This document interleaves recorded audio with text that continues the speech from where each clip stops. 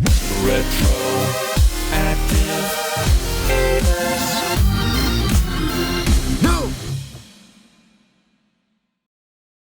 Ahoy there, ladies and gentlemen, lassies and lads. Oh, What a We're freaking here. night. yes.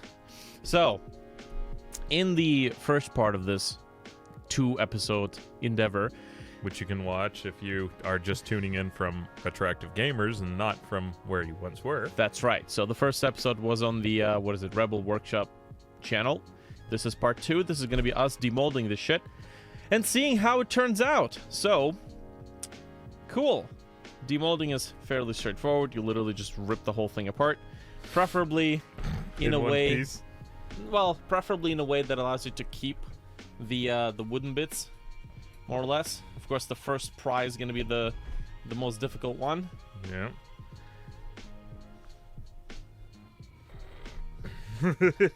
Fucking Christ. Nice. Oh, look, I fucking broke the Lego off. Well, we're off to a great start. No, that's perfect. That's perfectly fine. Okay. You fucking sound like you're ripping up like the limb from Doom. Oh, Doom God. Eternal. Okay, this is gonna be trickier. Oh yeah, you got the leverage. Nice. Yeah, I hear it. I know. Still fucking I hard. know. Still fucking hard. I like super glued the shit out of it. I guess I can see that. Oh, Jesus. I got it. Oh. Fucking Christ. Need like a chisel set in here to demold this shit. Whew. Yeah, this ain't easy. It ain't easy being cheesy.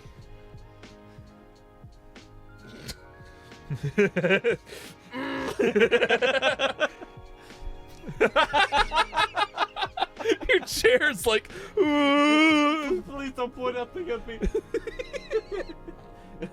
God damn. Okay. What the fuck? Can you, alright. When in doubt, chisel it out. Oh. Okay. Okay. Technically, this is what you get with 3D printers to chisel your shit off of the desk, the printing table. Although I think a chisel might be... Yeah. Oh, yeah. That's the sound we want to hear.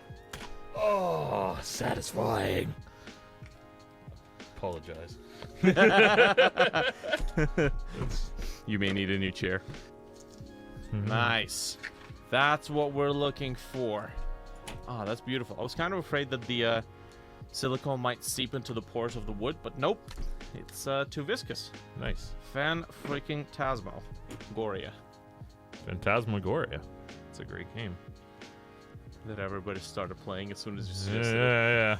Yeah. Fucking literally was sitting there for forever, being like, oh yeah, we should really play Phantasmagoria for like the Halloween time. And literally every channel I see is playing Phantasmagoria. I'm like, well, guess we're not gonna be a fucking fancy boys. We'll play it sometime, maybe next year, when everyone's forgotten about it. Fucking writing seeped in. Oh, yeah. Same thing. We've got the writing for the plates in Yeah. there. It just seeped in. It is forever labeled. Actually, it's not a bad way to label them, as long as I write them like backwards. Yeah. Which mold is this for?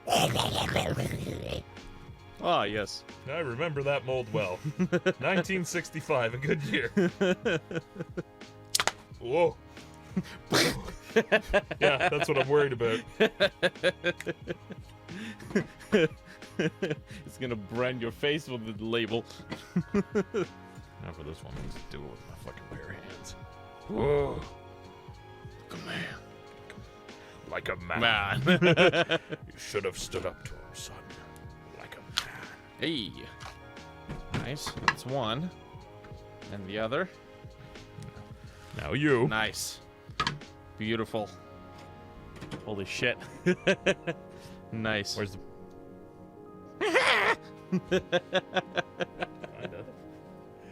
Oh boy. There we go. One Nice. block of cheese. Beautiful. Ready to go. Nice. All right. So then we take out the Legos, Okay. the Legolas. Of course, this is gonna be only the bottom layer. Okay. Good luck with the thin layer. Yeah, the most important thing is not to damage this side, because that's gonna be the pool, Okay. the dead pool. I will try my best. When in doubt, chisel it out. So don't damage the side, and I see you like manhandling your side over there. I'm like, Well, this sort of silicone has a very high tear strength, Okay. but it's not fucking invincible. No, it's not Yeah. invincible by any stretch. I just trying to be careful. That's all. I don't know. I've never done this Yeah, before, yeah. so for me, it's like, yo, man, be careful with the side. Don't fucking touch the side, man. Don't touch the side. You know, well, you know, you gotta be gentle. You gotta treat it like a woman.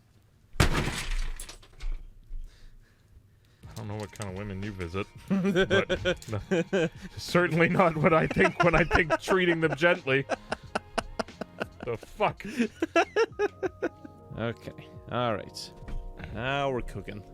Oh, I see the fucking thing. A Nice, little tiny thin film. nice. That's good progress. Where's my water?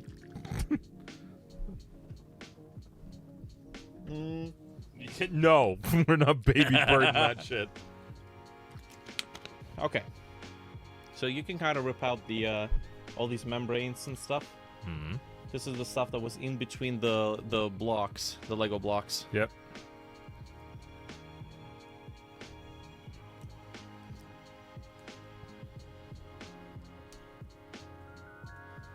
Yeah. Okay, so the further cleanup will require the use of little project knives. Okay. There are 2 on that table, and there's also spare blades. So, So, the next step would be... I did not use the joke. Did not. What we need to do, we're creating what is called a cut mold. So what we need to do is we need to do 2 cuts here. Usually it's 1 if you only have 1 sprue, but we need to separate the 2 halves from each other. Yes. So we essentially need to make 2 slits, right? Going like this, this one gonna be going here, and you have to kind of find where the sprue goes, because you want to make sure that your cut perfectly matches where the sprue sits. Speaking of which, folks, we initially thought we was gonna do the small one and then 1 or 2 large ones. Nope. This shit takes well, since it's the first time we were doing this, takes a while, takes a little bit of time. 5 hours. Yes. 5 hours just to prep and pour the silicone. Well, the pouring of the silicone was like what, 30 minutes, 45? Yeah, about 30 minutes. Yeah. The prep time, however, is just atrociously long. But you know, the quality of the prep time determines the quality of the outcome. So I don't know. We'll find out about that. yeah, well, find out about mine. so if you guys want us to see, you know, more recasting stuff, drop a sub, because that tells us if somebody's interested in, and let us know in the comments. Yeah, what he said. Because That's- otherwise, if we don't, That get it, is then- honestly the most I say the most reliable sign that you guys are actually interested in this sort of content.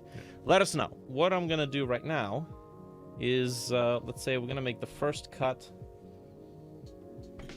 I can kind of make the first cut where I can see the mold is gonna be, which is right here. So sorry, you want to cut on the inside line or the outside line of the mold? Like, am I cutting there? So you need to locate where the actual sprue is. Yeah, I see Right? the sprue is right Yes. here. And then you need to start cutting the mold where the sprue is definitely going to be like this. Is definitely going to be. Yes. So notice the slit right now is where the sprue Yeah. is going to be, right? Now, of course, the at the very top you just have the liquid plastic, or sorry, the hot glue, which isn't really hot right now, but Cold glue. cold hot glue. But the most important thing is that notice right now you can start seeing like the edge of it, the side of it. So you just want to stretch it.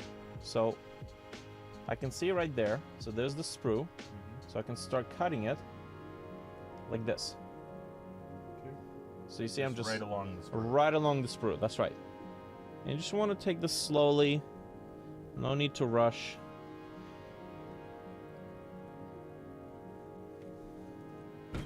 And then you can just constantly kind of rotate the mold just to give yourself a more... Alright, so that's...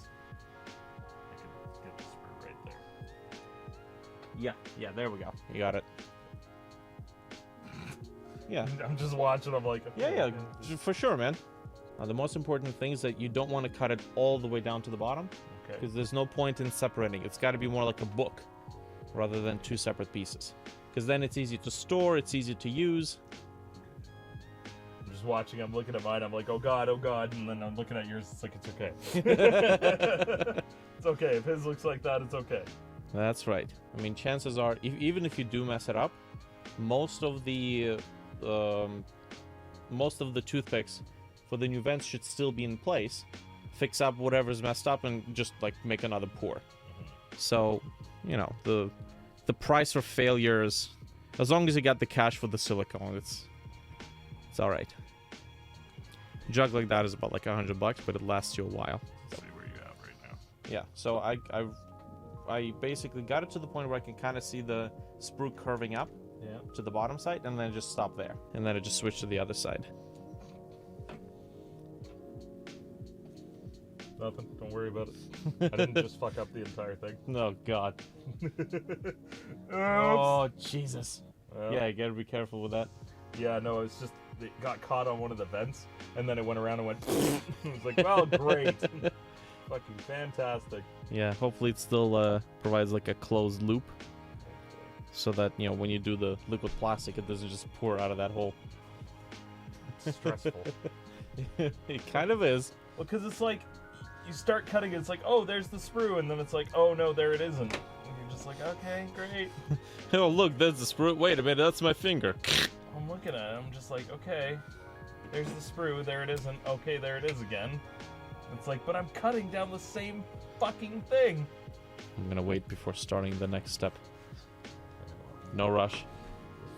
Come on. Trust me, it's already fucked up. It's already, ooh. No, that's fine. That's fine. This is why you have to have that extra clearance between the edge of the sprue and the edge of the box, so that that thickness will compensate for any sort of meandering. Because if it was paper thin, it's like, yeah, one little fuck up, and now you have a hole through which the liquid plastic is gonna seep out. That's gonna be fun. Fucking toothpick, man. Go to the Retro game. Wait, hold on. This is the second video. You're already here. Got it. Hold on. We got it. You're welcome to do my sprue if you want. But then you won't learn. I've made enough fuck ups to gauge in what I need to avoid and what I need to do. It's called experience. Arr. Bitch. Kids are calling it these days. And I reckon, what the hell was this? This little... Great question. What the fuck knows?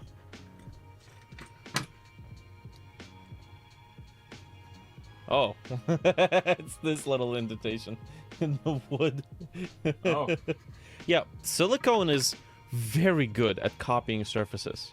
Like, exceptionally good. If you pour silicone on a glassy surface, like polished acrylic, for example, hopefully not actual glass because it'll bond to it, then you will get a silicone mold that is glass clear.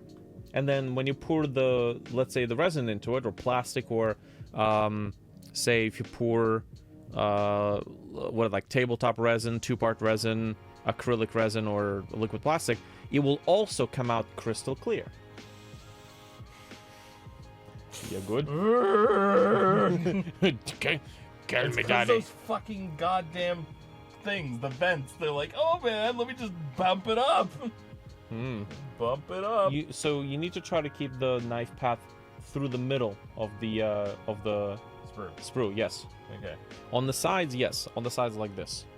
But you can see how you can only see half of the sprue. Yeah. So if you keep it in the center, it'll make it much easier to cut it. That would have been lovely to know before I did this on all the sides. Yes. That's fine. Oh, hi, well, buddy. Look at that. What? Oh. Toothpick? Oh. Yeah. You may want to, Tighten it. Yeah, just a little, thank you.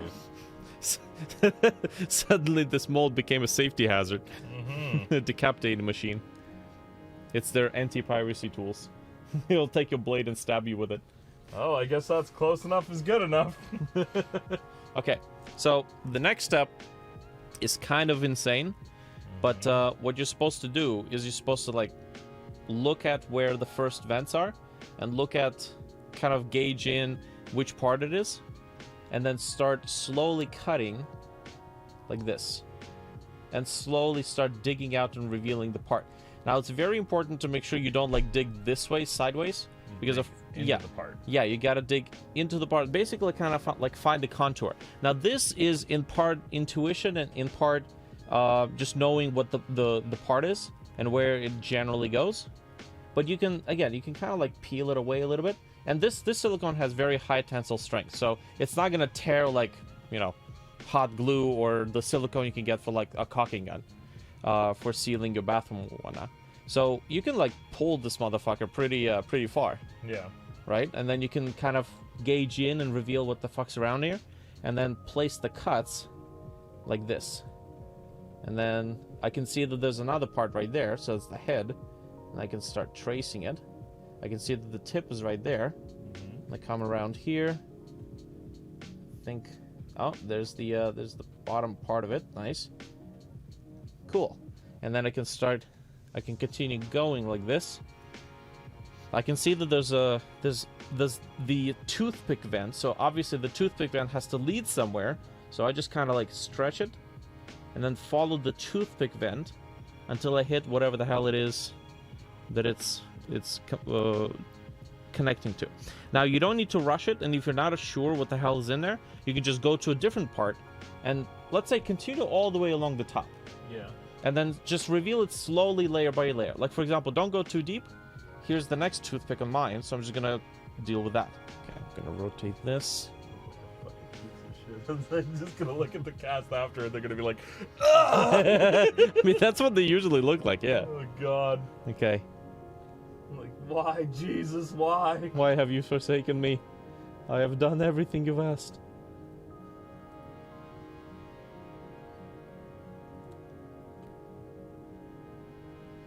Okay.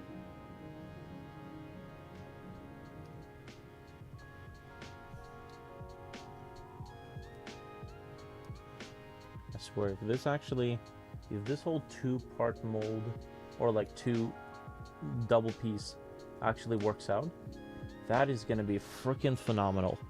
Because then you can just do a single pour, make a new copy, and then you're good to go. I'm just hearing the blood pressure to the left of me slowly rising. Just looking at it, being like, I can't wait to see this look like shit. If I were to, let's say, find... Oh, God. Yeah, that's what I mean. It's All right. like, well... Alright, so here's what we're gonna do. We're gonna throw toss this in out. the garbage. Okay, so it's just a matter of kind of finding the part or the sprue and going like, imagine it's like a cross section of the sprue. You want to use the knife to cut the silicone right at that center point. Yeah. It's not a cross section. Anytime in the middle of like a big part, as soon as I see just the tiny sign of a vent, I'm like, I can follow that bitch. I got you now. It also doesn't help that your part that you're recasting is a highly detailed work. So immediately you went for like pro mode. Well, again, this is the whole like, oh, bring something to cast. Yeah. Oh, what should I bring? I don't know. Whatever you're gonna use a lot of. Yeah, Okay. that's fine. I mean, again, It's So- gonna be so fucking difficult. I would just put in like something with big blocky plates that Just- doesn't really fucking matter. this is Cube Man. I would bring in a Tau Crisis suit. Yeah, that's it. I'm playing Tau now. Yeah, that's it. Yeah, because Tau are basically just giant panels and flat planes. Also trying to make sure that as I'm cutting it up, the camera shot is most optimal Yeah, for well, people to that's... observe. I think the Sorry. camera shot is the least of your problems, Yeah, your that's- concerns. For me, it's just like I don't care if people see it or not. It doesn't need to be seen. This atrocity. Just grabs one of my older recasts. Wow, Ah, look yeah, how yeah. great it was. Yeah, the Gretchins turned into Tau. Wow, look how great my cast came out. Tiny little orc boy turned into the fucking Dune crawler. Autobots, roll out! When you finally recast these orcs and they go into battle, one orc looks like the other. What happened to you? I don't want to talk about it. I was inside Satan's butthole for too long. For 8 hours. Then a knife cut me out, and I was fucked up. I never came back the same. Oh, God. Yeah, so this is not bad, actually. We'll see when it actually gets cast. Yeah. That's not bad. Okay, maybe he's more of a poxwalker. Maybe he's a Forge World. The gun's just drooping down. Mama Gretchen always told me I was a mistake. Honestly, if there's one thing, I find recasting to be very therapeutic. After, like, the first hurdle of failures, honestly... The first hurdle of sad defeats. To be honest, considering the silicone and the plastic, you know, it's not exactly super cheap, but it's also not super expensive. I just said, you know what, fuck it. I'll, instead of buying like the little $30 kits, I'll just get myself the $120 jug, and I know that I'm gonna waste most of it, but at least I'm gonna learn a shit ton. I'm gonna be able to experiment like a motherfucker. At some point, like, you just have to bite the bullet and learn it. I think I know exactly the point when Games Workshop decided that they wanted to nuke Tau. It's when that Tau player had won a tournament. Like, well... Oh, we can't make the fucking Marines look bad. Well, it's Games Workshop's always been about the Space Marines, because it's their pride and joy. I mean, if you didn't have Space Marines, there'd be no point to 40k. It's like, there would literally be no reason to play. All of us playing Xeno are basically like, hey, you're here to provide entertainment for the Space Marine players. Now get back in line. I mean, it's basically it. Like, without the Space Marines, there is no 40k, because they're the whole reason why it exists with the Emperor and, you know, the Emperor's children, etc. It's like, oh, okay. You're here to amuse us. Perform. Die in battle. All I can imagine is some sort of Space Marine running up to a Tau and like tapping them with a sword. I got you. You're dead. Lie down. Hey, you're not lying down. I got you. Yeah, I did. What is a big gorilla talking about? My ass listening to the very first thing. Now, we don't want to tear it. And it's like, don't worry about it. Okay. I know. It's you meant it in terms of, like, you don't want to be like, oops. Yeah. But it's just my ass being like, careful, steady. Yeah. I mean, you gotta get a feel for how far you can push it. Yeah. So have you ever actually broken one where you're like, fuck, and have to redo it? I've had one time when I pulled on the sprue so hard it ripped out of the, like, broke out of the thing, but it didn't really cause the final recast any issues, because, I mean, the sprue's gotta come out anyways. This is true. I have torn it when I didn't use mold release, and I would recast it for like second or third time when experimenting. By the third time, I think all the natural, like, oils and residues that were acting as mold release just stripped away. They got absorbed by the previous molds, and then you just have these like white blobs scattered all over the piece. Great. Yeah, that's why use mold release. Use lubricants, kids. You don't want a road rash. Carpet burn. What channel is this? I don't know if I want to be on this anymore. It's okay, remember, this is the Retroactive Gamers channel. The tamest friggin' episode I think we've ever had. Yeah. Except for the Outer Wilds. And it got to the point at the end of the night, it's like, oh yeah, woo. So much fun, woo. Oh, It was a good game. It was a good game. It's just sometimes it just kind of got like, nah. I know you love it. I know many people love it. So I apologize. I'm just not one of those people that loved it. It was like, yeah, it was alright, but it wasn't anything like, yo, I want to play this again. It's like, I honestly, if there was a way for me to like forget, Yeah. I would play the game again. Yeah. But that's the one thing. It's the benefit and the plight of story-based games. It's like once you know, yeah, and that's it. That's the end of the mystery. yeah. So you just have to hope that somebody else makes another game that also has a big mystery into it. Yeah. It's a cool story. This is looking good. Yeah. It's like a book. You've committed Section 6 violation of the copyright law. What kind of book is this? Cease and desist. DMCA, motherfucker. I know, I'm a slow ass motherfucker. Nah, that's fine. I can take a break. I can drink the drink. The drink. The drunk. Ding-a-ling-a-ling-a-ling-a-ling. What the fuck? Well, I mean, now that I've finished it, there's no reason why I can't showcase your failures from all angles. Thanks. Yeah, really encourages and inspires me to want to continue. Just zoom in. There we go. It's like the teacher that calls out the student in the middle of class and the student wasn't paying attention, gets the fucking wrong answer, and like, no, clearly you weren't paying attention. Let's all take a minute to look at this child and say, wow, he really fucked up. Yeah, gee, thanks.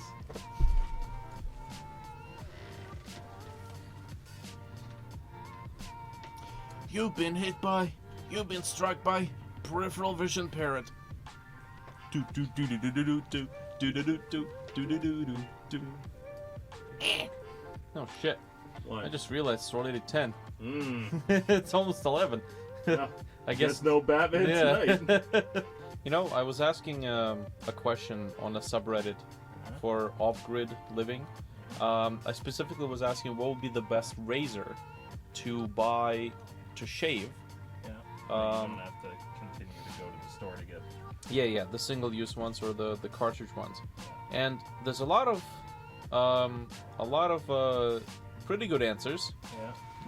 Not a few of them, not so much. Like real off-gridders use a hatchet or a blowtorch. Yes. People just being trolls. Yes, or a blowtorch. I went off-grid and just stopped shaving. Best thing I ever did. Buddy, this isn't about you. My question was, what kind of razor is the best for off-grid living? Yes. I'm not asking what you decided to do. For God's sakes. Why shave? Uh-huh.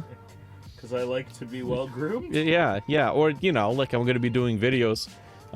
If it ever gets to living off-grid, I'm going to be doing videos likely. With updates, I'd like to not look like a fucking heathen.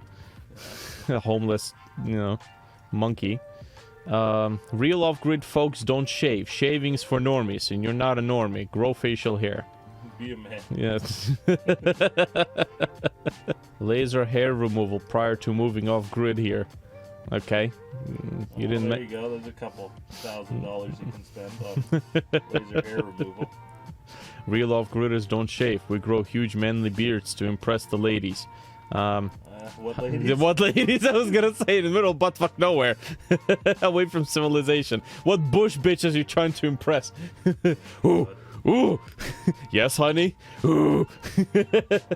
No, honey. I wasn't making love to the campfire again. Ooh, you always say that. Real men just let their hair grow to impress the ladies. What ladies? Who's out there? Okay. Oh no, the forest ladies are there. Woo.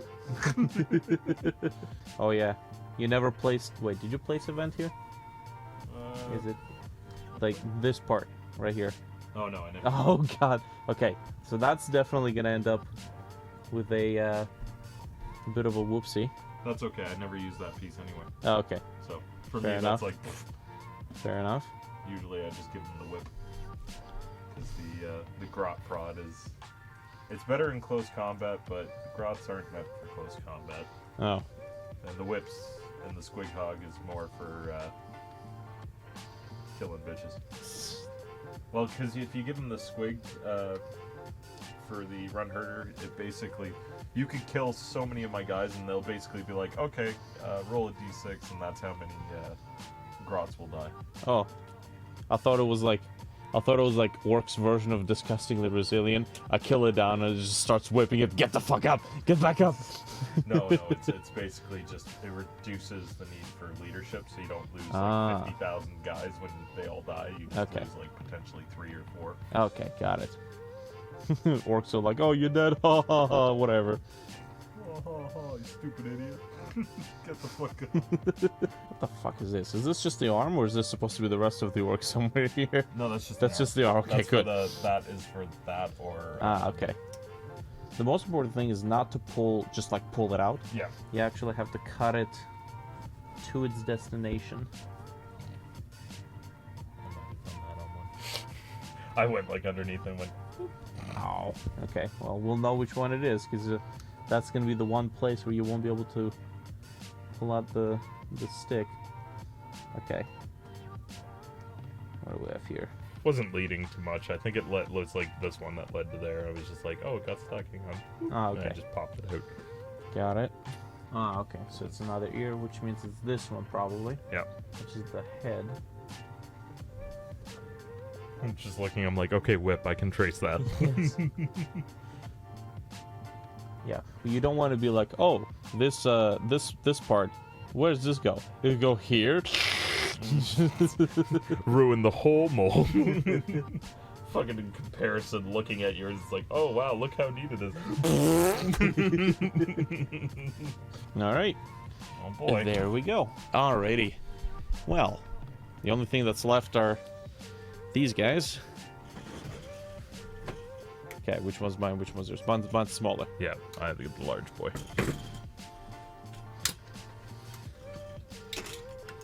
Yeah, that's gonna be the easy one.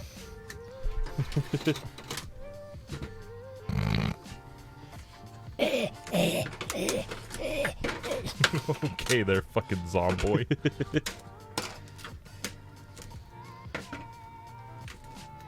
Wow, that was so difficult. Yeah. It took me 5 minutes. I couldn't do it. Why can't all of them be like this? Oh wow, look how easy that was. Hang on, let me unbox mine. I hope I don't fuck it up. Somehow manages to fuck it up. Damn it! Just tears it in half. Okay. Oh wow, look at that. Oh. No, it's okay. It's okay. We're good. We're That's good. good. Yeah, because you have those. We little, still got it. You got those little tabs in the middle. Yep. So that's what those comes from. Okay. Where the hell does voice meter banana in the corner look like it's like in Japanese writing? Yakin-san, digga-digga-digga-venture. Spyware. Oh. It's watching your every move.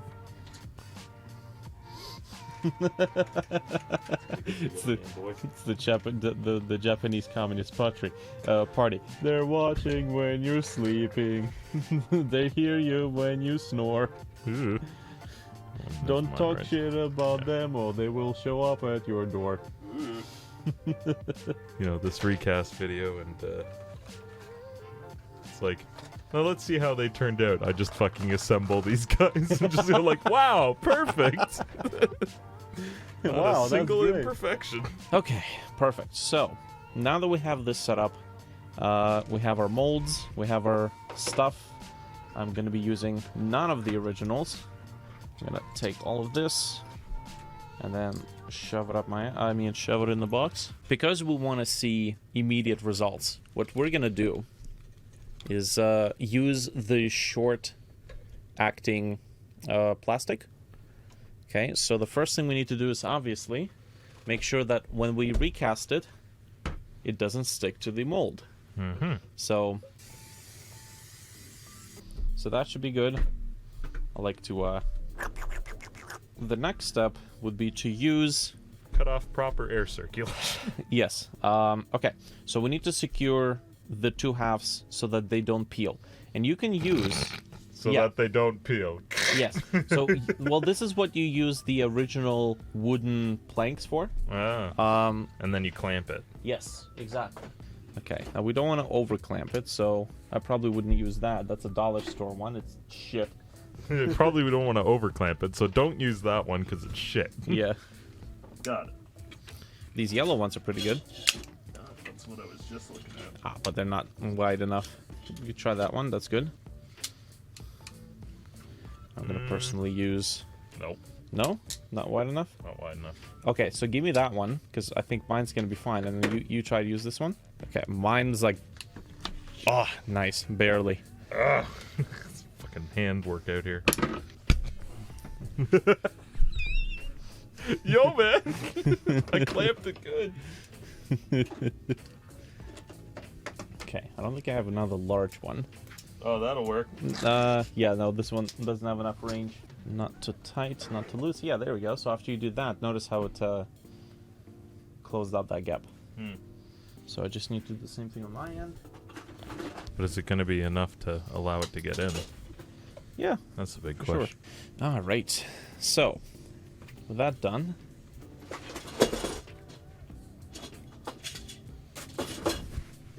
Jesus.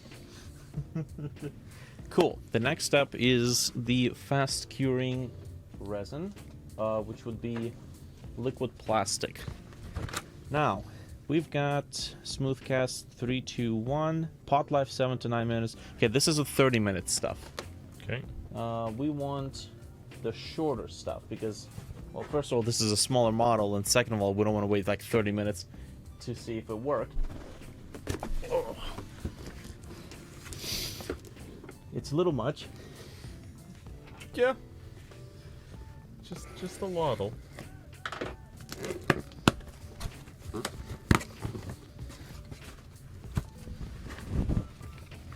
Oh, I remember you mixing this shit together. Be like, all right, we're on time. Let's go. Just fucking breaks the can open all over. You'll see that in the outtakes. This is usually going to be more than enough. Of course, measuring. We'll Yep. need that. Very important. No. Oh. Oh, we'll just eyeball it. Precision. Generally speaking, I think yours and my guys are pretty much about the same. Yep. By volume. 10 to 9. So 10A, 9B. So how full do you usually fill the cup? Like up to here? So, yeah, around like a little bit less than half. Well, yeah, no, but once it's fully mixed, like It's, a little less than half still? it really depends on the Mold. the Yeah. mold. The funny thing is, for the most part, these cups have been pretty okay, even for the larger stuff. Like your bigger mold Yeah. sprue that we didn't get to cast today, it's basically two like piranha sprues or two or for whatever other sprues. Yep. So this would be good for like a larger mold if it's fully filled. Yeah. There you go. Thank you. As I make my way back. Making my way downtown. Oh, Yeah, good. welcome Only to matter of time. Retroactive Gamers. Of course, you got your Brio down there. It's right there, right there.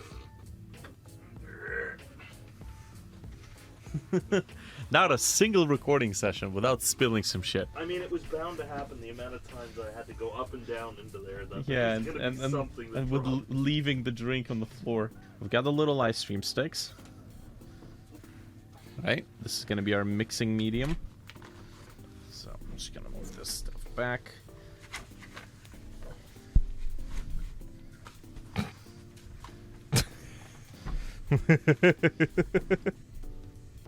Okay. The mold may be big, but this parts inside are deceptively small. Yeah. Plus, it's gonna almost double. Let's go 20, 23.2. 90% of it. Yeah, yeah. Putting the calculation in there, buddy. Mr. Math Boy. Super Math Man. Basically 21. 21, okay. Maybe the hole should be a little bit larger. Yes. Beautiful. Okay. That's probably not a bad... You're on the time. Yes. TikTok, motherfucker. Okay, so you're gonna start feeling it getting warm pretty quickly as the chemical reaction starts taking place. Mm-hmm. And you're gonna want to pour it in your eyes. Yeah, safety goggles. Yeah. Just waiting for you to. For you to realize that one. Hang on, let me put it on your Yes. fucking face for you, big boy. Just, motherfucker. Let me just stop stab it. you. Goodness. Okay, so as soon as I start feeling it getting warm, it's game time. I gotta pour it in. 3-minute pot life. After that, it becomes juicy. And then it becomes solid. Oh god. Good thing our semen doesn't become solid. Imagine how painful it's like fucking kidney stones every time. I don't know why it went from a conversation about stirring this to Okay, semen. it's getting warm. Okay. It's getting warm. I'm gonna pour it in. Here goes the C4. Okay. And the plastiques. Now, technically, what I just realized is that we have twice the mold here. Mm-hmm. So that's going to be important to No. keep in mind. All right. So I have this tool that will allow me to pry it open just a little bit in the beginning. to just let it sink in. Yes. Now, somebody had suggested an interesting experiment to try it out on another point, is to have a tube that goes down all the way to the bottom. And then, You just remove it when it. yes, so you use a syringe to feed the liquid plastic inside, and then Oop. once it is once it's in, because the plastic goes again from the bottom, it pushes out all the bubbles. Okay, now what I like to usually do here is I like to use a tool like this. A clamp to clamp it shut. Not clamp, but to squeeze it and release it, just so that it gets all the bubbles out, like that. So you can see how it like pushes all the bubbles out. I'm a little concerned the way that the other clamps on the sides are going. That's fine, as long as there's no leakage. Okay. I mean, again, just tighten that up.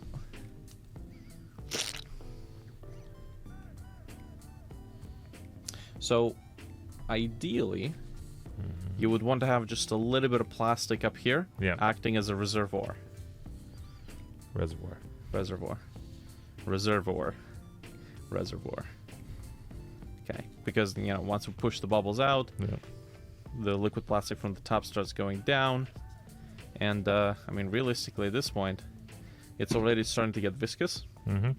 So there's not going to be a heck of a lot of flowing at this point. So I mean, that's it.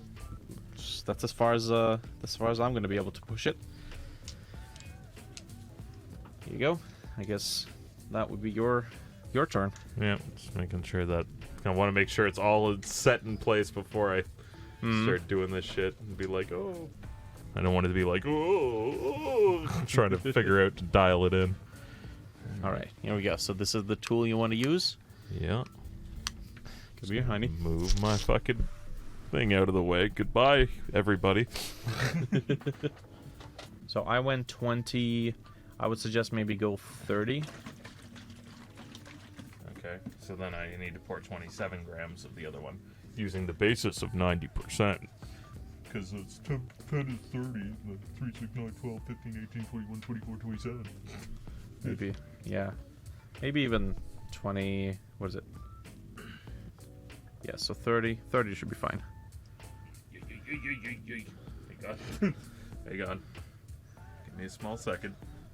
I'm not left or right-handed.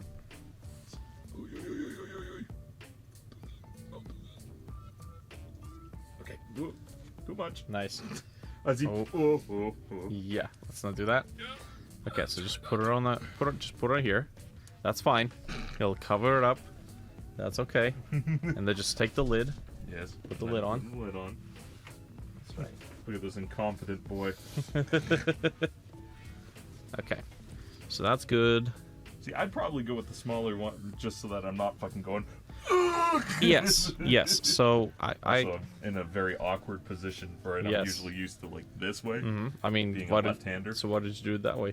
because it was a more comfortable position for what I had. Otherwise, I'm banging into Okay, this. here you go. Thank you. So I'll pour it this way. But like Okay, doing one this, sec. like fucking microphone in the way. what's the number? Yeah, it's at 19. We need to go to 28. Okay. Oh, now it's at 16. The fuck was that about? No, this. I don't think it was 19. I think it was 13. Maybe. But no, it's jumping between like 27, 23, 29. Okay. Okay. 26. Yeah, there we go. So Close enough is 27 is good fine. enough. Yeah. You say feel it. Is it going to be like lukewarm or is it going to be like warm water hot? Just feel it. Starting. Yeah. Okay, so now? So just scrape the sides, scrape the bottom, and then you can pour. Just scrape the sides thing. Yeah. Yeah. That's good. You give me the safety goggles, but you don't put on some of yourself. Well, hey, you know what? This motherfucker. Oh, man. Fucking hands are full. Oh, yeah, man. Oh, let me just poke your eyes out. Yeah, thanks. Just want to make sure that it's... Yeah, well, just pour it in, and then you can use the tool. It's at the top, so if I pour any more, it's going to go up. Close to the top. Yeah, okay, go for it.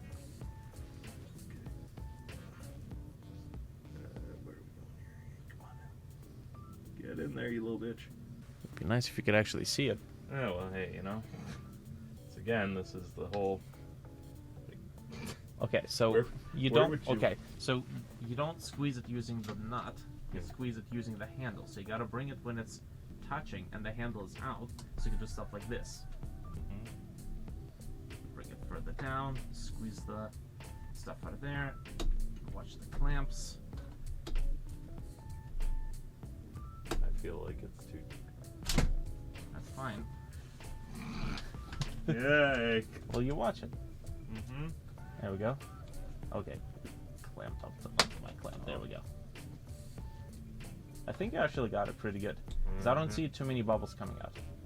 So I'd say that's pretty decent. Alright. Yoy. Well, Nice to see what you're doing. Sorry, it's my fucking first time. oh, I look at don't know what that. the fuck I'm doing. What the shit? Yeah, that's the chemical reactions turning to plastic. Polymerization. I feel like it didn't get to the bottom. If it didn't, just pour it again. I know. Easy peasy. Lemon squeeze. Be nice for the viewers to see what you're doing. Fucking Christ! I don't even know what the fuck I'm doing here. Okay. Oh shit. It's pretty solid already. Well, I mean, yeah, you've had a couple more minutes than I have because yours set while I was still mixing. Mine is not. It's getting there.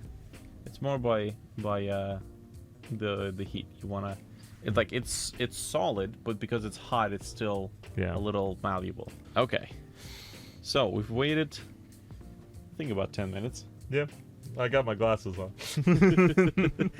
Good. Okay, A so little bubble burst.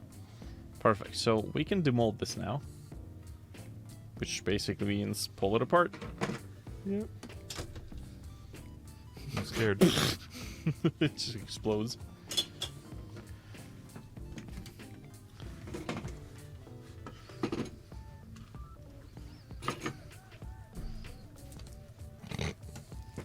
Holy shit.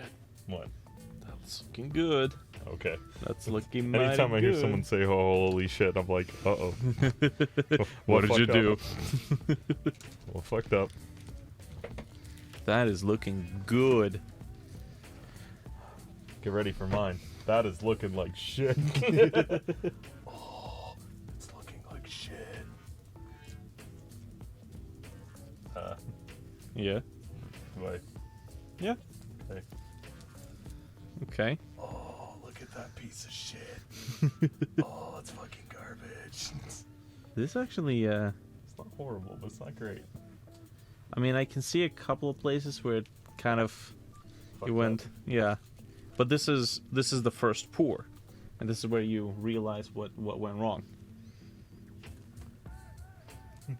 Oh god!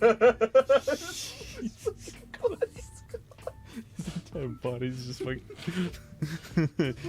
They carved me out like an ice cream. Jesus H. Christ. Holy shit! Like aside from slight fucky wuckiness, this is pretty good. You're gonna need some tweezers to separate the tops, and I think your tweezers you might have. Okay, perfect. Good. Tops. Yeah, because right now it's like. Ah, damn. There's a couple of just empty spots here, but that's actually quite literally where the vent didn't quite reach the part, and that's exactly where it failed, I think, or did it? Basically, just all the vents. Oh. Because you have two vents basically at the top, right? Mm-hmm. And they're joined together by solid block. So we're gonna need to separate them. So I need to go slightly more, and you need to go slightly less. On the resin. Yes. Yeah. Yeah, because this ended up just going. Okay, that's all garbage. It doesn't really help that it's the same color, just white on white. So it's kind of hard to see what is like an empty space with no part and what is an actual part. What the fuck is this? I think that's the. It's just the legs. Christ. No, that's supposed to be the squig hound. He's Oh. missing his body. He's just. Oh god. He's a shell of a boy. So you want to keep note of the parts that are messed up. Maybe even like place a vent with the knife. Just cut it out. Cut out like a little channel. Right on the spot. But this is. That's pretty damn good.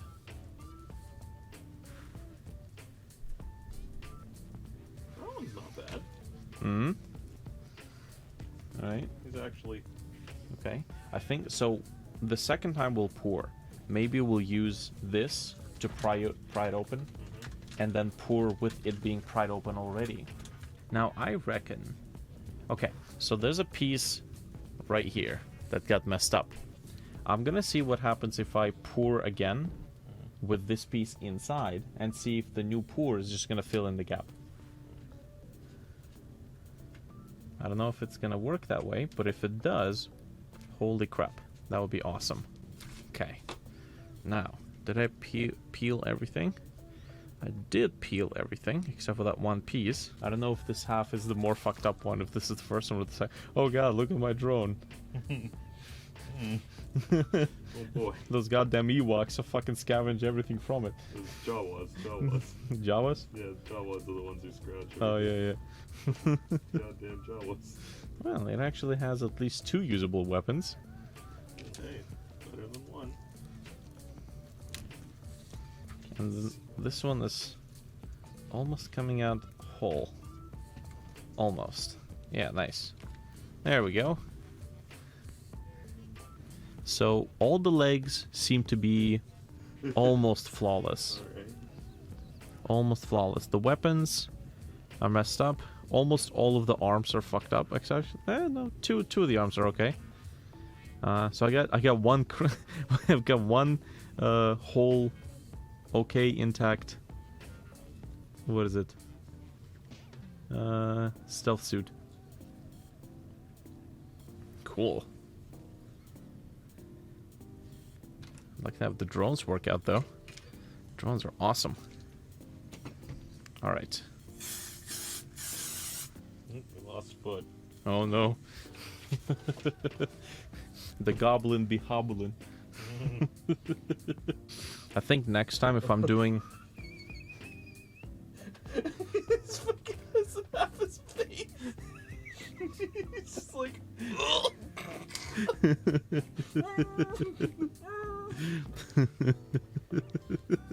Lesson learned. None of the heads came out, basically. Motherfucking genie. It's coming to grant you 3 wishes and blow your head off.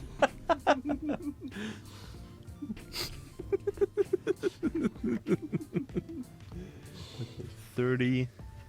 30.5.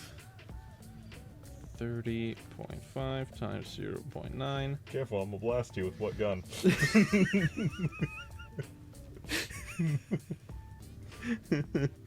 27.45. Gonna blast you with his imagination. Bang, you're dead. Lie down. Hey, I shot you. Come on. I totally shot you. Mom! Close it up. Let's not waste any time. This time around. Mix. Mix your booty. Mix your booty. So how did you take the top out of it, by the way? When I, you're finished, you can Yeah, show. so I had basically cut out the sprue from the just along the top. Yeah.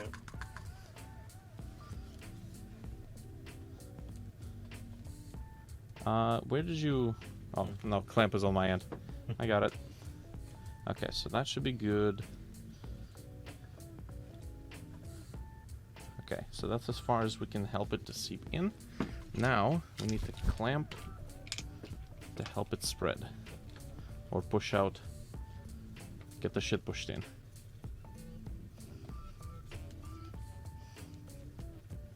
Shit out the dandelion. The lion dandies.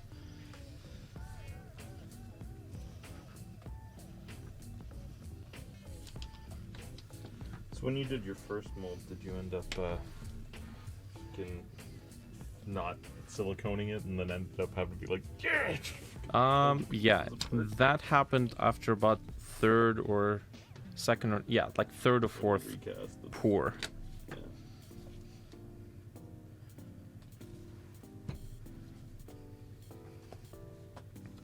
Let me see how you can get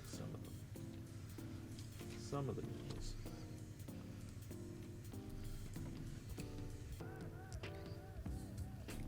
Now, Okay.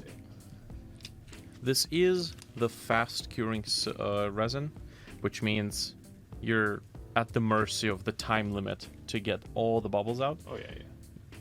I do have Mold Max or Smoothcast 301, which cures in 30 minutes instead of 10 minutes. And that one gives you more work time to get it to seep into all the crevices. Yes. So that's good to have. This one is for the impatient. So those are all the guys that were actually good, Yeah? and then that one's good too. But then Okay. this is all the reject. Oh, that's still good. Yeah, Like, okay. I'm talking like whole people though. Like that is. Yeah. So I got like half the Gretchins basically. I was expecting none of it to be usable, Mm. so I'm damn happy that there's at least a couple pieces. Yeah, okay. So it's a pretty good outcome. Choice. Precision. I think I'm gonna do the bases. I can do the bases for both of us. I think we need like 15 maybe. I made you some free Lego. None of it fits, and it's only got pegs on one side. You can bore some holes with a drill. A bora. It would also help if this thing was like flat.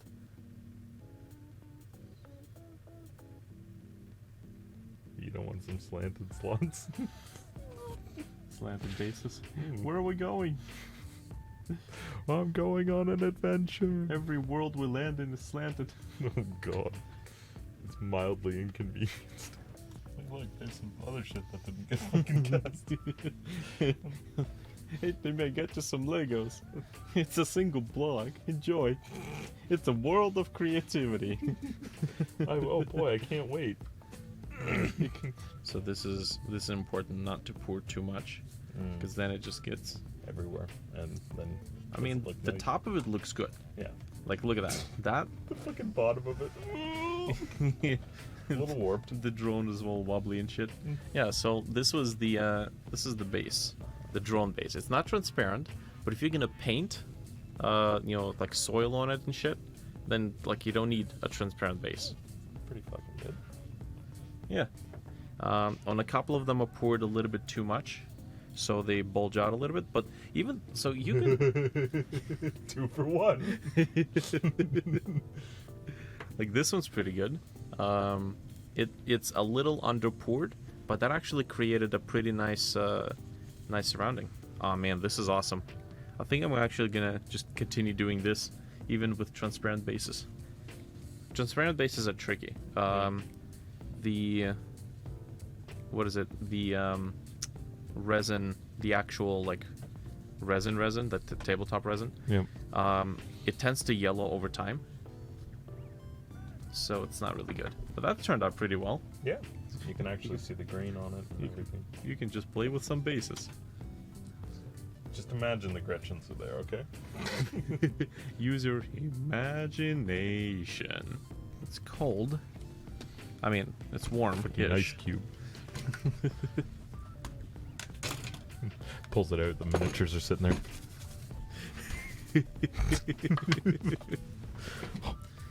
Okay. Has the savior come to rescue us?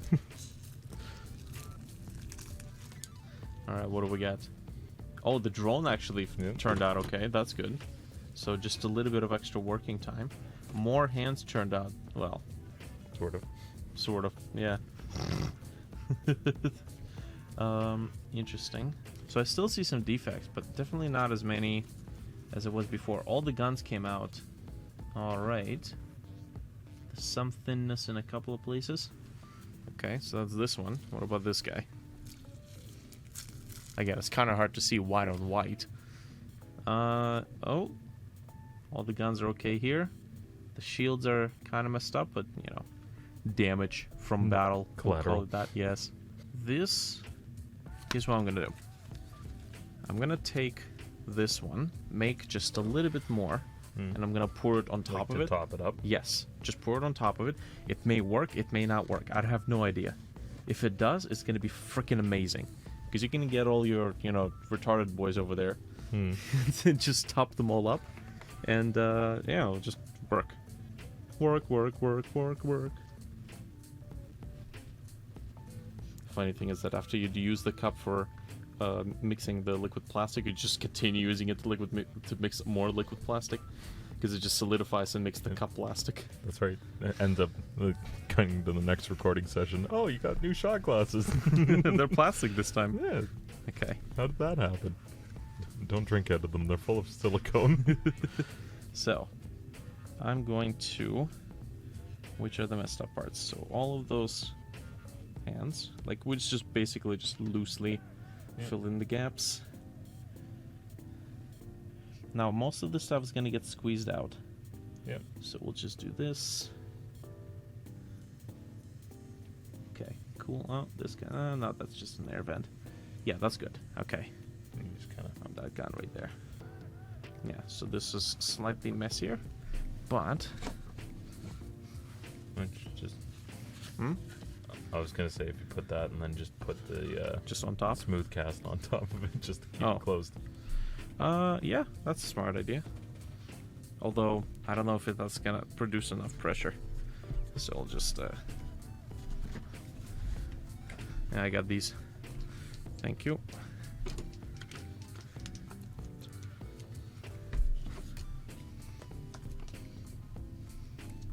There, I got it. Thank you. Danke. So, you know what's really cool, actually? Mm-hmm. Something that you didn't get to see, which is a very common artifact, is there's usually a film in between all the pieces, and because we used clamps and flat wooden boards, it squeezed everything out of the in-betweens. There's a special word for the film. I don't remember, like flakes or flack or something like that.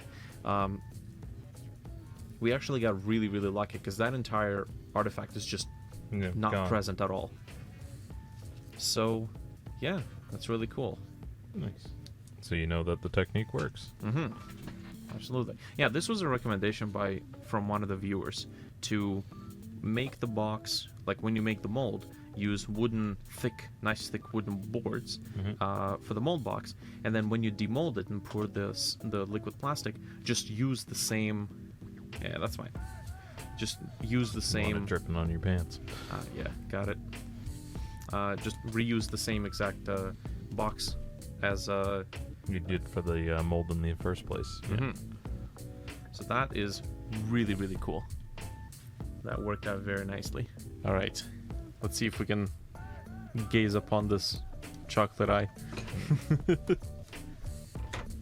Gaze upon this chocolate eye. I don't know, man. It's late. Okay.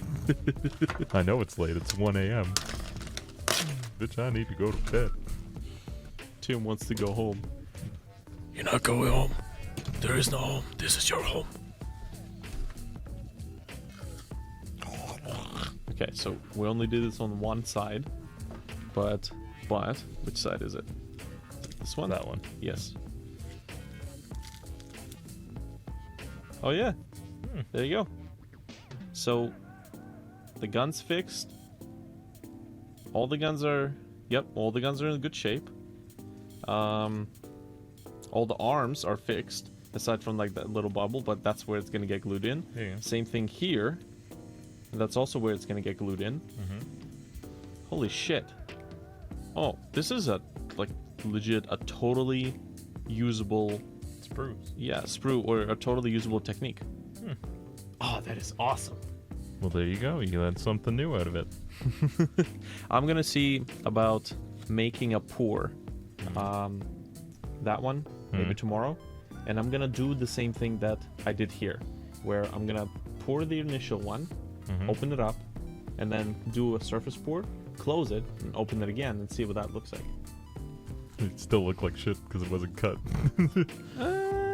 I mean, Yeah, some of them turned out pretty decent. It's a matter of just getting the liquid plastic in the right place. And this one already turned out pretty well. Hop along, young man. Die for Papa Gretchin. Yeah, there you go. Nice. Perfect. So yeah, totally usable. If we had more time, I think we would see much Better results. Yes, for sure. And I mean, for the first mold, this is pretty good. For my first mold, I didn't get shit. For the first mold, being able to actually have like a piece that you can use, like a couple of them actually, like this guy he purposely does not have arms because you can actually customize it, and I've got some guns and shit in here. This guy was probably as close to perfect as could be, minus his little tiny defect on the top there, but again, you can just cop out another piece. But yeah, there was a few of them in there that actually turned out pretty decent. Like he actually came out almost entirely decent. It was just missing the top magnum. Hello, everybody. This is going to be a little bit of an addendum to our experiment. So, the entire video, all of the footage that you have watched, took place over the span of about 9 hours. The first session was 5 hours. The second session, where we poured everything in and did the recasts, took about 4 hours. So, yeah, it was... needless to say, by the end of it, we were mighty tired. We were a little bit out of it. Now, granted, if this was just me, I think I would have probably managed to squeeze it into like 6-7 hours. But, you know, there's a learning curve. You gotta make sure that the common mistakes are avoided and the correction is made. So this kind of made me wonder, is the mold that Tim made really as bad as we figured it was? It is the next day, and you know, there was a lot of sweeping and vacuuming. And I swear to God, I'm still finding plastic diamonds all over the floor. They're part of the foundation now. They're part of the history. The next people that will own this house will find plastic diamonds in all sorts of crevices, nooks, and crannies, and then wonder what the hell is happening here. Seriously, it looks like a magical hooker exploded in this room. So, needless to say, I am wondering, is this mold really as bad as Tim made it out to be? Tim didn't really do a second cast because, you know, by the end of it, when you put in 9 hours of work and then demold your first unit, and then it comes out like this, not a whole lot of motivation left to do any more attempts and experiments, and it was almost 1 in the morning. So, you know, unfortunately, we couldn't really keep going with it. There were a lot of, at least a decent number of successful parts, or relatively successful parts. But during our demolding process, I think the most fascinating thing that I discovered is the technique of double pouring the liquid plastic after the first one has already cured. And what I have done here, this is my second pour that I had made yesterday that came out far, far better than, you know, this is the first attempt. I think some parts were successful and I just took them out. This was the first attempt, the other half. As you can see, there's quite a decent number of successes, and then some of the defects could be painted over. But generally speaking, the second attempt was far, far better. Way better.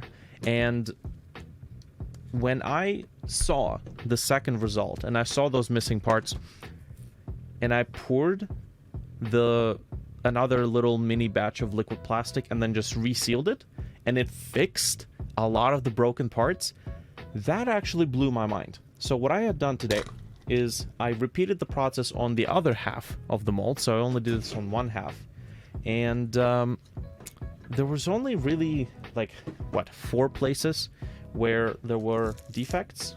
So here's let's see, one half of it.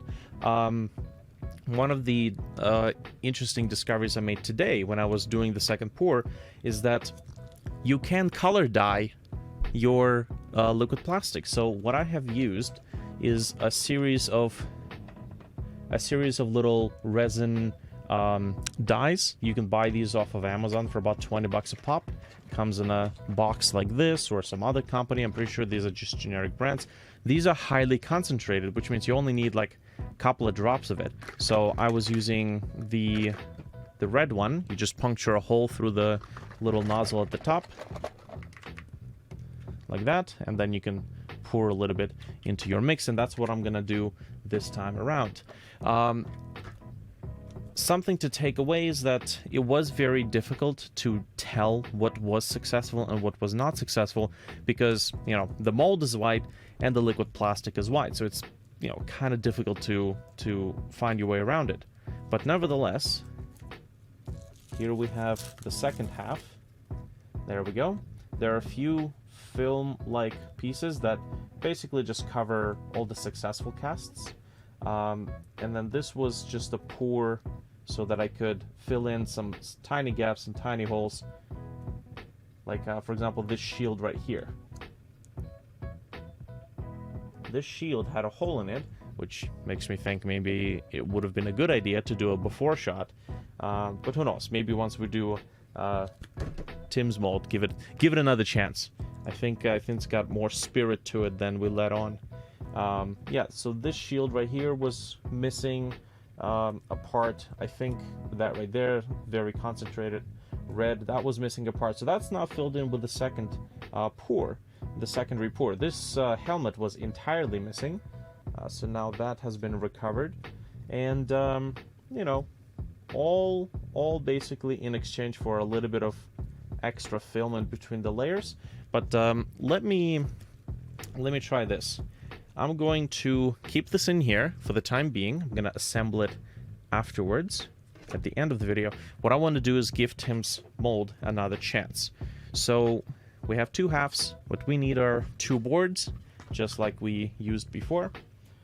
And I'm going to go with a color, preferably something that's quite dark, like a blue. Something that really stands out on the white background. So let's see. Well, there's black, brown. That could work. Peacock blue. Yeah, interesting. So when it's unmixed, it kind of looks like just oil There's just a bunch of oil, and then I'm guessing the powder is right at the bottom. So you gotta shake it. In hindsight, I feel like I might have overspent a little bit on liquid resin, because I honestly expected that in that time frame we would be able to recast the larger ones and the smaller ones. I prepped all the wood, I prepped all the clamps. So interesting. The time, this process takes no little amount of time. So what I decided to do is I'm gonna use Smoothcast 300 for this one. This is an old bottle. It actually started getting a little murky, a little foggy, and I think that means that, it's starting to expire. So those are new jugs. I'll keep them in the background, and then I'll use these ones first. So here's a cup, and I've already mixed a bunch of plastic here, but this is plastic. I could just pour more stuff into it. We're gonna need a scale, and I'm actually going to start by maybe spraying just a little bit of mold release, just a touch. I gotta say, I really like these clamps. These are so versatile. I need to get myself more of these. Although be aware that these plastic red knobs at the end that you use to, I don't know what, detach this tip, tends to get lost. So make sure you get yourself maybe a kit of generic purpose screws, nuts, and bolts, and then you'll be able to just easily replace it. We're gonna use up this old stuff. I looked back on the video, and there was a scary lack of safety equipment during our use, and I guess it's true what they say. You tend to throw all caution to the wind when you're amongst friends. Thankfully, that did not end up disastrous. Beautiful. I love it. So what are we gonna do? How much? I'd say 200. I'll go with 200. That's fine. Okay. I'm gonna use my recycled stick. What am I talking about? 200. I need 20. I'm thinking silicone 200. Let's do 20 here. 20.5. That's good. Next comes the dye. 3 drops is enough. Although this is a bit more than I did before, so I'll do 4 drops. And then part B. So this is, I think it's going to be 18. So 20.5 times 0.9. 18.45. Okay. Cool. 17.8. 19, of course, as always. All right, mix. And the goal this time is to pour it before it starts getting warm. Okay, I think that is sufficient enough. Start the pour.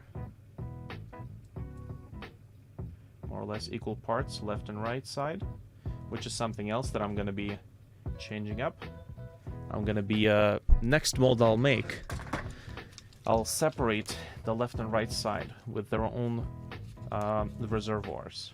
I reckon if we weren't as tired as we were, and Tim actually did go through with a second pour, we would probably see a huge improvement, right? First pour is always a failure, but you learn things from that first pour. And the things that I've learned is that we should try to pour the resin sooner. This is fast-acting resin, and yes, there is longer-acting resin, and I did buy longer-acting resin, but again, at 1 in the morning, you don't care how quickly resin's gonna run. Maybe, if the entire day wasn't dedicated, if the entire day was dedicated only to doing recasting, then we would want to say, okay, we want to minimize the amount of time we have to wait for, let's say, the mold to cure, for the silicone to cure. So we probably would have used the tin accelerator.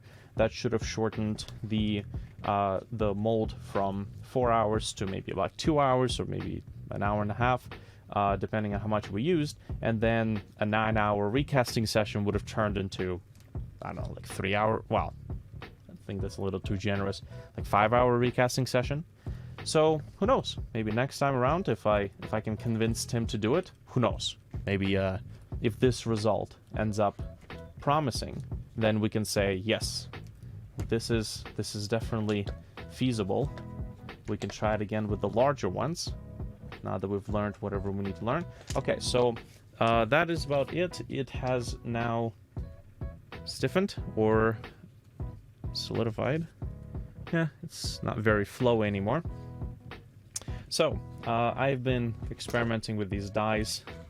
I have bases, many bases. Some of them are a little bulgy. This one's actually almost perfect. Okay, I would use this. I'm definitely going to be using this. The ones I wouldn't use are the ones that I poured a little too much resin. And in hindsight, if I pour too much resin, grab a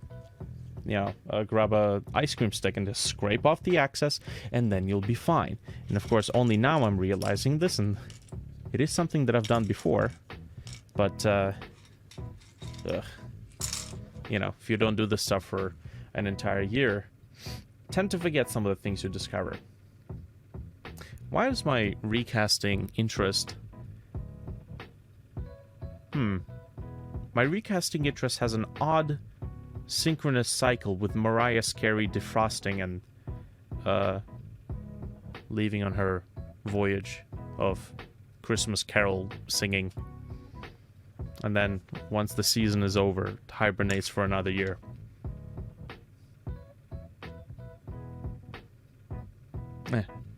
Cool. So while this mold cures, how about I try extracting the stuff from mine to fill in the gaps, fill in the time. Let's try it. So I'm gonna see if I can improve the camera angles or do the decasting on.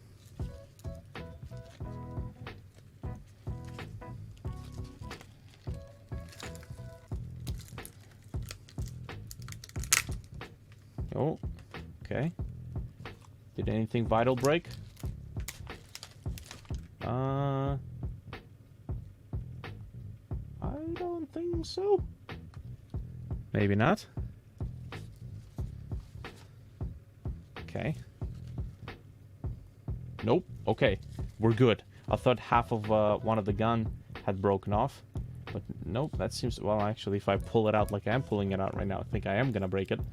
Let's get this other half out of it.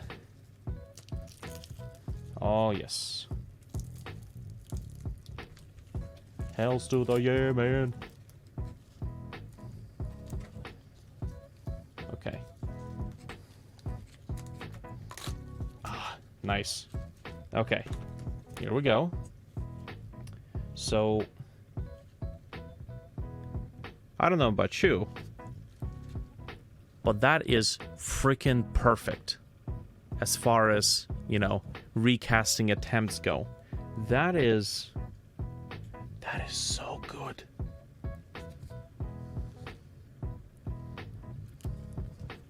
It is a little tricky to get a second coat to stick. I think it has to have sufficient thickness because some of the pink is a little too thin. And what happens is that I think some of the mold release that you spray onto the mold during a first pour actually ends up getting, attached to the first pour. So the second pour tends to be separated from the first pour by that layer of release. So it ends up releasing. Okay, but that is totally usable. Like, it's not gonna, you know, pass any tournament assessors, you know, those folks who look at your models, make sure that everything's legal. But if you don't care about that stuff, you don't care about playing, then this is perfectly fine. And to be fair, honestly, I'm not interested in making it perfectly seamless. I like to, as I mentioned before, to recast the whole sprue because it's convenient. I'm not dealing with like dozens and dozens of little bits. I'm dealing with one thing. So if I can recast this one thing, then I can pour the liquid plastic, get the one thing, and yes, it does waste plastic, but is it really a waste if it serves the purpose of being more convenient? So, you know, I rest my case. This model still technically suffers from the common issues, which is holes.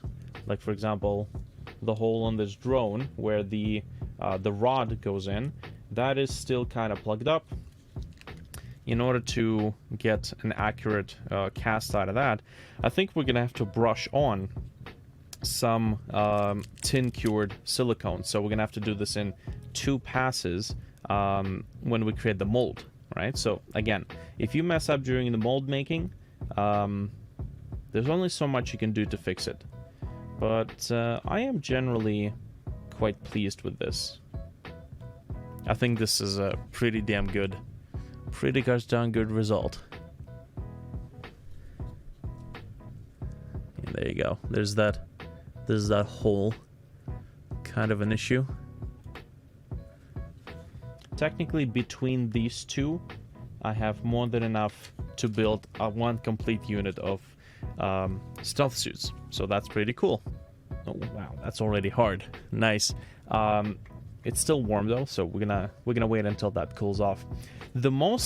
I think the most impressive things that I've learned during that experiment are, first of all, you can get away with this. A dual mold, 2 sprues in one mold. I reckon this has saved me quite a decent chunk of silicone. So 2 sprues, 1 mold, totally doable. Now, I didn't have enough time to do this, but I think for extra rigidity, I could 3D print essentially like a plate with holes in it, perforations through it, and place this plate in between the sprue pieces. So that, if you watched one of my previous videos, the disaster that is known as the ice cream stick armature, or the ice cream stick rebar, that did actually, as stupid as it was, show me that if you somehow embed reinforcement into the mold, it does help with alignment, and it gives you, it pretty much eliminates skewed parts, which is, you know, if you want things to actually glue together and stick together, you probably want to worry a little bit more about skewed parts.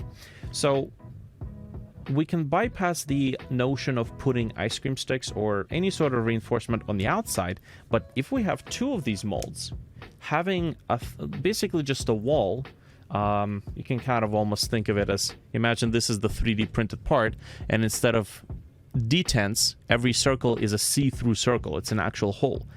This would provide the rigidity for the centerpiece enough so that, you know, it's not as wobbly in the middle.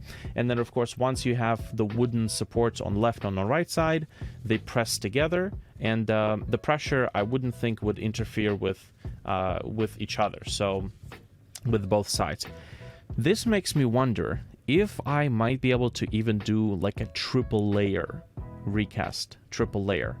I think, what do I have that's triple layer? I think the broadside. Nah, the broadside was single layer, 2 sprues.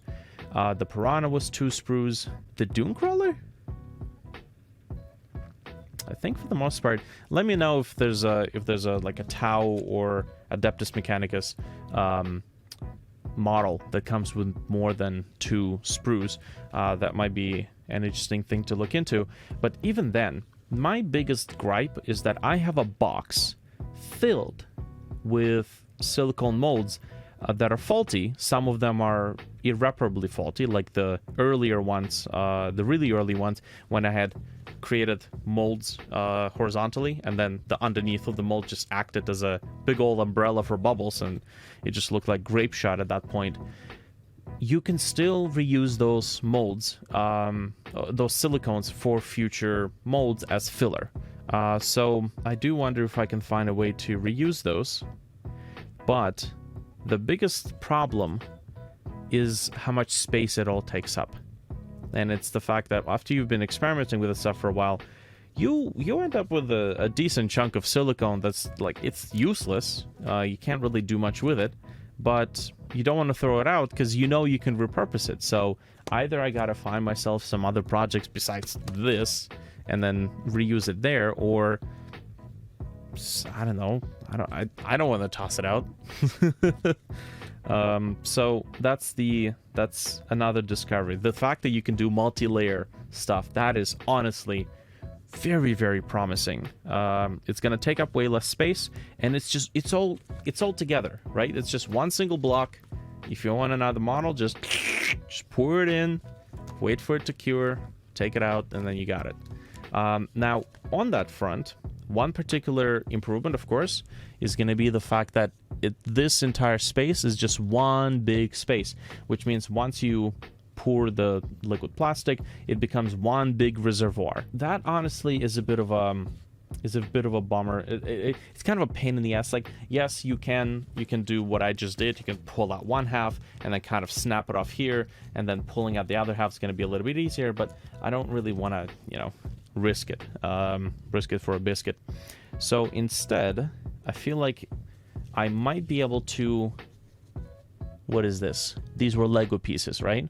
So it was basically this single Lego piece, and then that went right here. So what I'm thinking is maybe I get them like this and I separate them so there's a bit of a gap between this one, and that gap becomes the wall, which will separate these two reservoirs away from each other. So essentially they're now independent from one another. And I think that would quite possibly make it feasible to do like a triple layer recast. I am curious what it's going to look like if I try to use this method on a larger sprue. Like, for example, I put them away. I'm going to try to do the crisis suits next. That, I think, is going to be an interesting experiment, because the crisis suits, as far as I know, they're dual unit, dual sprue model, so perfect.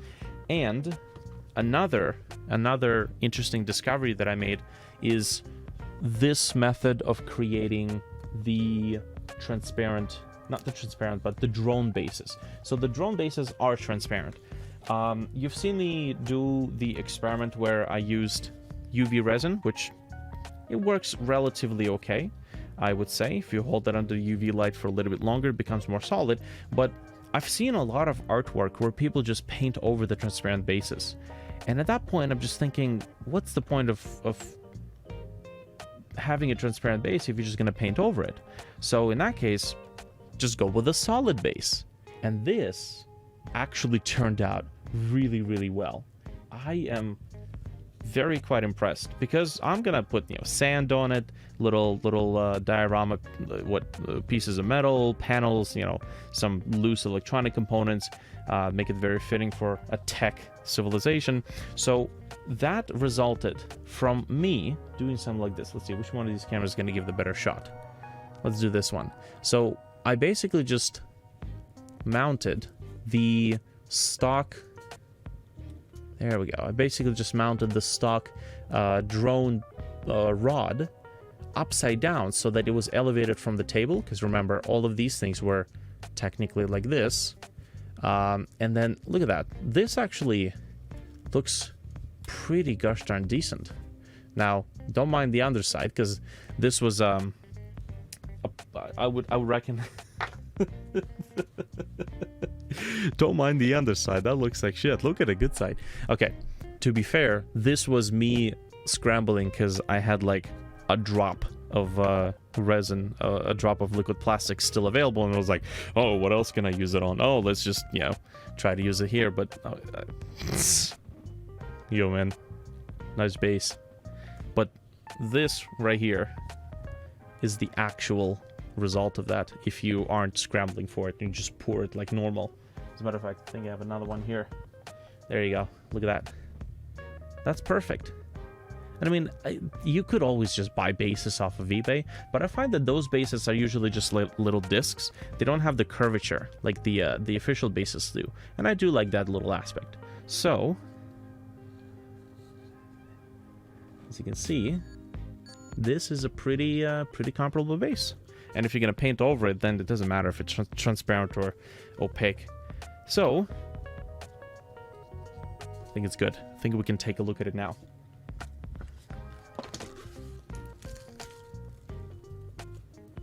Okay. Alright. Not bad. So the blue really helps. It is actually very helpful. The dye, even though it's still kind of white, the dye helps, I would say, quite tremendously. Look at that.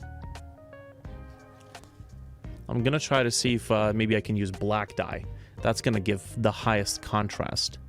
But the most important thing about using the dye is that this allows me to see where all the faults are, because there's a high contrast between white and blue. I think a lot of these actually turned out quite well. Let's take a look on the other side. Oh man, this is the body that failed the most miserably. This right here, this guy. This is the one that failed the most miserably, and I think this is the one that Tim was most bummed out about, because this is like the what is it, the crown piece of the whole mold. Look at that, dude. So this is really promising for anybody who has never tried recasting, because Tim has never in his entire life done recasting. So this whole technique with toothpicks, I think it works. I think it legitimately works. I did spot a couple of times where even on my mold, on my sprue, the toothpick wasn't quite making the contact, but you can kind of look at where the contact was made and then just take the, let's say the project knife and cut open a few pieces. Now, here's what I'm going to do. I'm going to take a red marker and I'm going to mark every place where the cast has failed. Okay, I'm not gonna mark the resin itself, the liquid plastic, the silicone. I'm going to mark the parts where the cast has failed, so that when I pour another batch, or when I pour another set of liquid plastic, I can immediately spot all the messed up pieces, and then we can quickly fix them up this way. And I guess this will be the first time you guys will see if this is something that can work for you as well. Okay, so yeah. Works, man, works have a lot of pieces for them, so this is quite interesting. So of course we're not going to need as much this time around. I knew this whip was going to be a problem. I'm going to flip it and take a look on the other side. This other side, this is the first side that I've opened up. This actually looked a lot more impressive, at least from what I could tell. A lot fewer defects. You know what? I think for laughs, I'm actually going to use a red color for the secondary pour, just to give it a nice contrast between the first one and the second one. Cool. Of course, when you cut up the mold, I think the orientation in which you make the cuts does help, because if you cut it so that some of the pools are oriented on this side and some of the pools are oriented on this one, it kind of makes it difficult because you got to pour in this one, and in this one, of course, you know, because of gravity, that doesn't really work very well. Okay, I kind of want to start with this side though, so let's try this. Tear.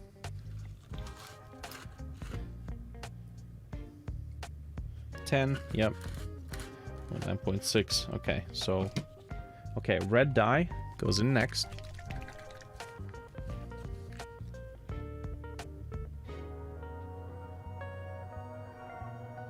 Five drops, and then 8.64 of the B solution.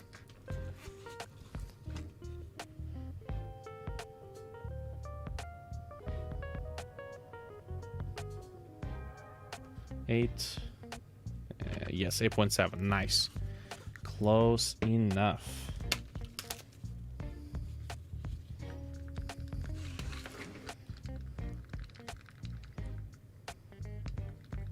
Making some pretty marines. Okay. So it's a very small amount. We don't have to worry about it. Cool. Here we go. Now, should probably have done this first. Prep them. Okay, so it's fairly loose.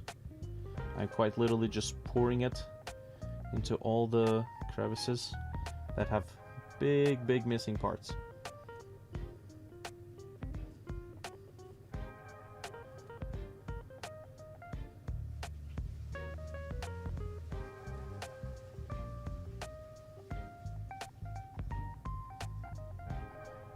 Okay. Oh, okay, that's a bit much. Okay, let's come down there. Okay, cool. So put that on there, and then I am going to flip it, and hopefully we still have enough time to fill in. What do we have? Some guns, some heads.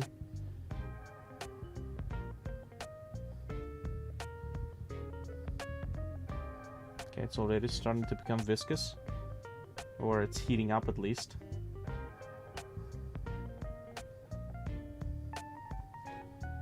Okay. Honestly, I would be perfectly happy with just having the big holes plugged up. Just have the big holes, the big offenders. Okay, that's it. We are going to squeeze. Okay.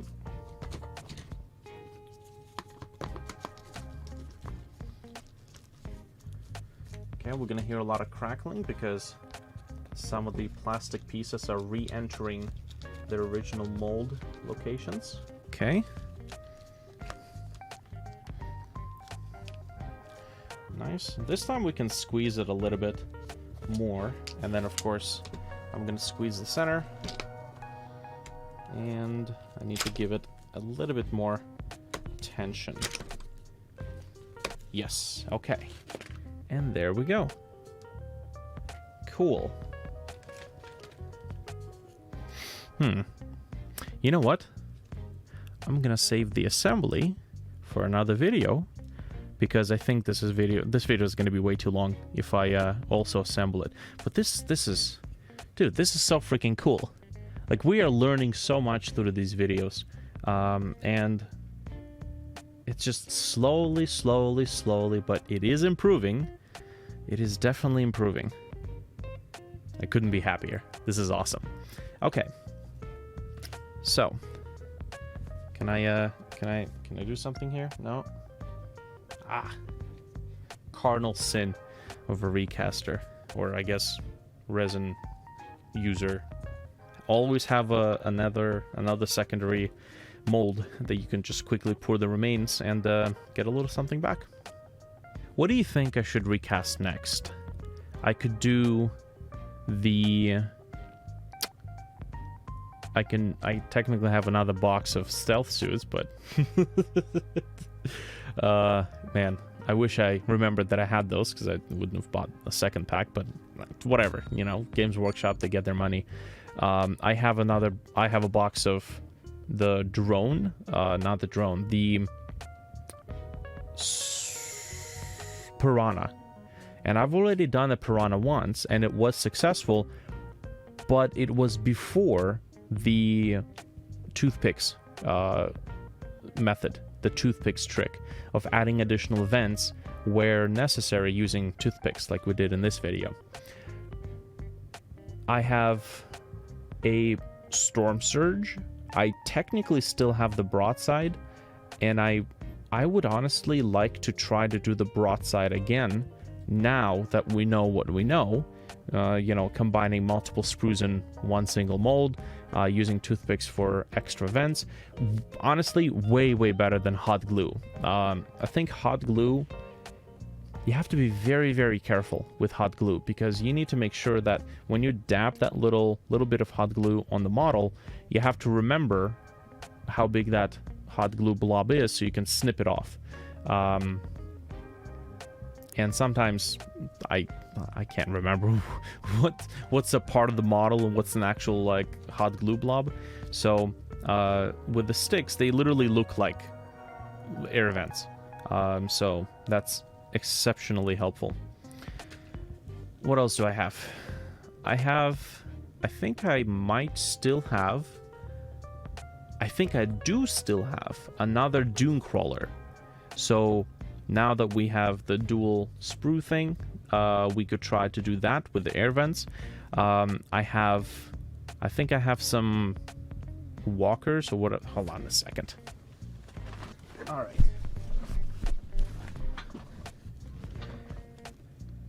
Here's what I got. I got this guy. I don't know why I got this guy. I think this was meant to be just assembled by itself. Oh, you know what? I know why I got this guy. I bought this by mistake because I thought this was the one that included a dune crawler, because I really like the way the dune crawler looks. But alas, not so much. So that was a little unfortunate. Here's the Riptide. Definitely want to try recasting this guy. This is a pretty beefy boy too. I think it might come in 2 large sprues, which Tim had we had enough time, Tim would have done a big one as well.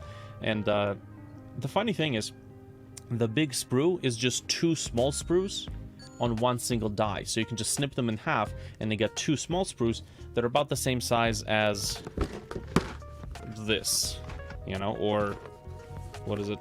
Like any one of these, they're all the same size. So I definitely want to do a Riptide.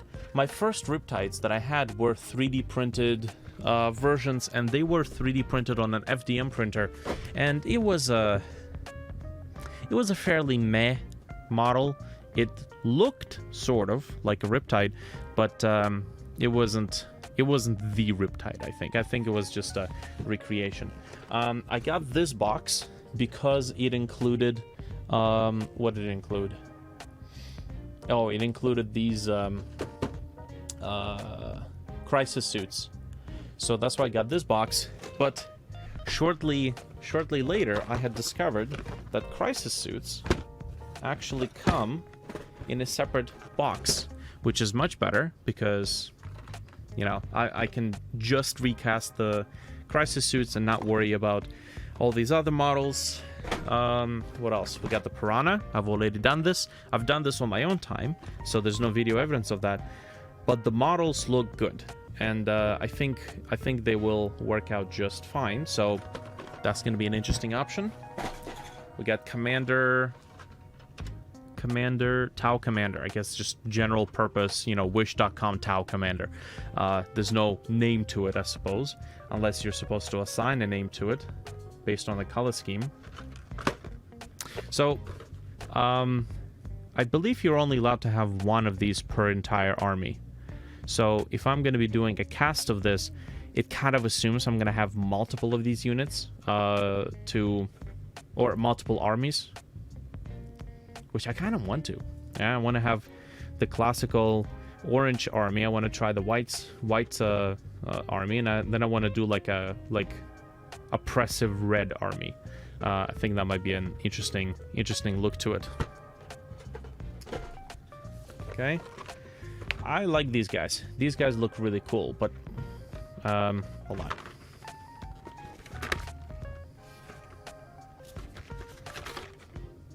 Okay, yeah, I thought for a second that I already did this one, maybe on my own time, but no, because they usually come plastic wrapped.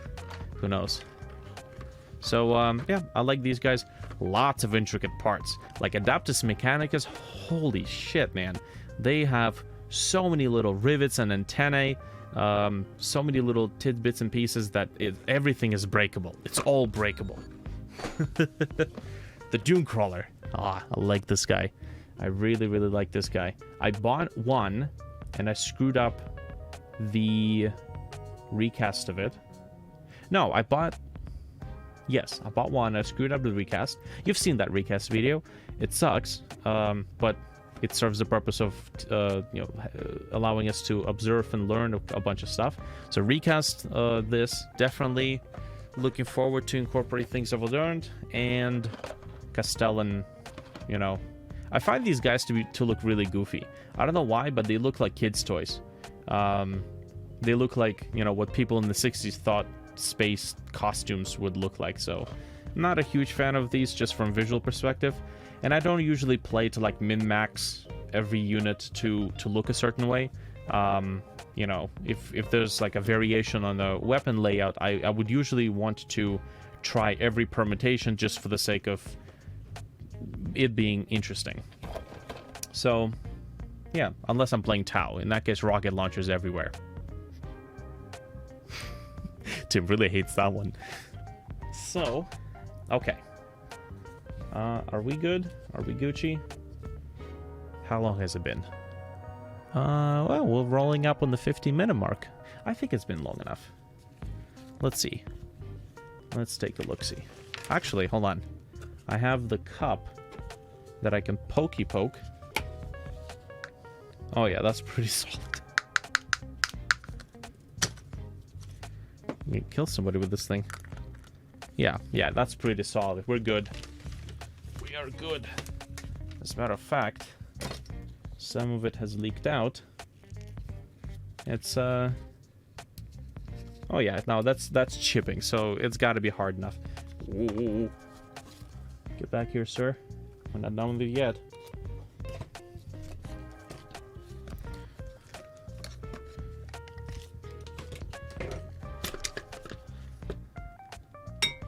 Yeah. Cool.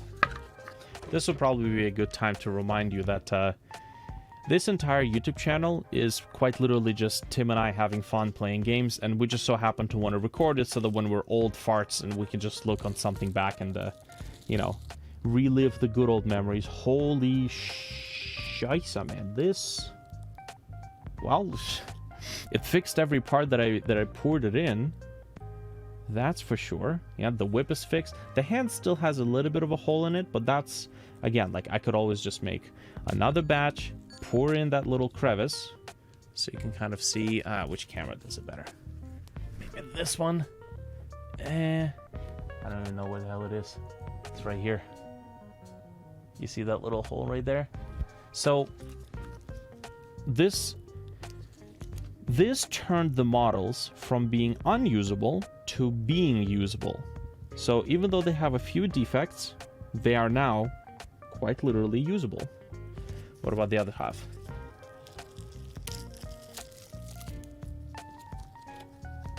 Okay. All right. Same story. I don't see any more defects outside of just a couple of bubbles, which, again, you would usually just expect this sort of stuff to be a part of your recasting experience, but this Tim could have actually walked away with had I thought of, hey, let's make another pour, but this time, you know, incorporate what we've learned, do a double pour. This is actually usable. This is, honestly, man, this is freaking awesome.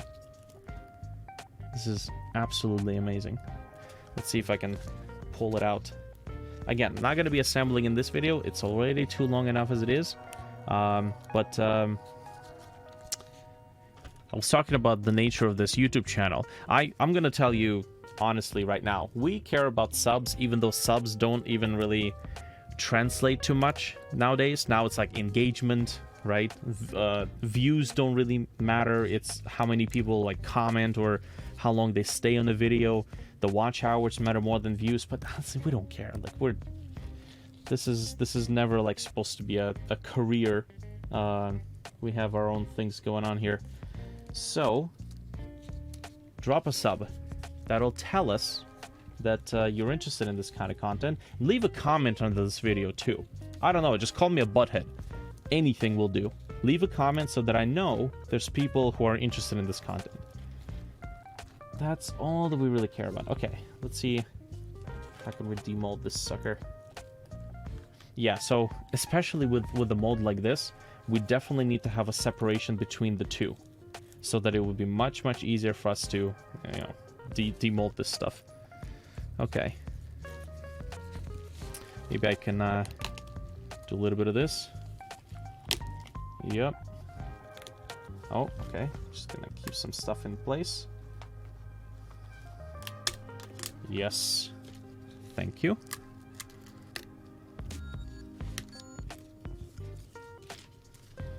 Here we go.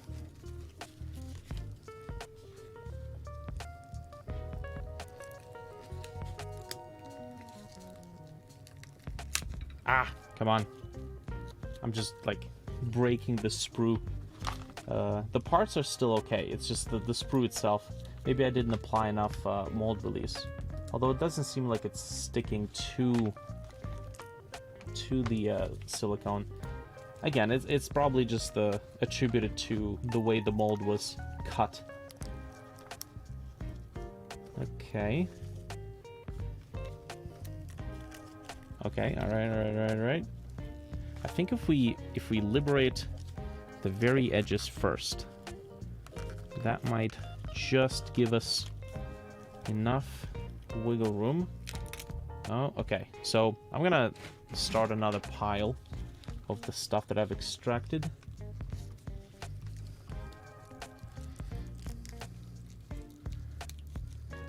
Oh, okay. Large chunks is better than no chunks. Okay, this dude is a little sketch. Oh, yeah. Like, that's looking good. You can't see it because it's blurry as shit. Come on. I would say that's looking quite alright. A little bit of a film. I forget what the proper term for the film is, but here we go. Alright. Holy cannoli. Alright, there's the helmet that didn't recast. It looks like it's a head with a helmet. Yeah, this is... Man, I kind of wish we had more time. This is actually phenomenal. A bit of a hole in the head, but I think that's fine. Okay. Yep. Yeah, that centerpiece, that's the body, the biggest part. That's the one that got messed up. And it's perfectly intact here. Like, there's a little bubble in the leg, but it's fairly small. Alright. This guy's looking... I have no idea what body part this is. Oh, it looks like legs. Yes. Okay, so this whip was a big problem area. And it looks like it came out perfectly fine. Alright, had a big hole in it. And here's some sort of a gun. It looks like there's still a missing part in this one. It looks like a claw.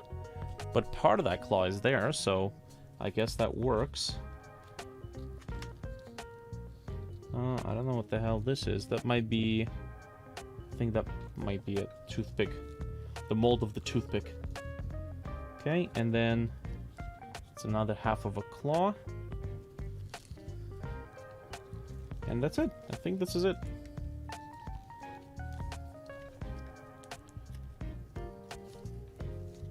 I'm thinking there's nothing else buried.